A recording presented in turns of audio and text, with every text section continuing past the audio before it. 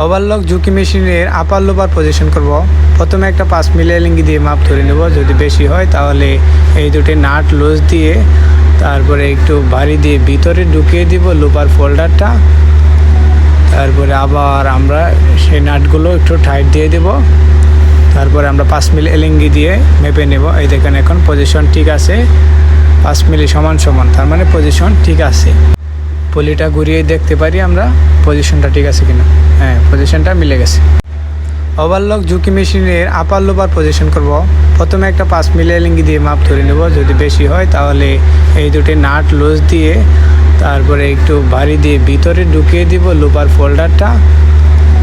তারপরে আবার আমরা সেই নাটগুলো একটু টাইট দিয়ে দেব। তারপরে আমরা 5 মিলি এলিঙ্গি দিয়ে মেপে নেব। এই দেখেন এখন পজিশন ঠিক আছে, 5 মিলি সমান সমান, তার মানে পজিশন ঠিক আছে। পলিটা ঘুরিয়ে দেখতে পারি আমরা পজিশনটা ঠিক আছে কিনা। হ্যাঁ, পজিশনটা মিলে গেছে।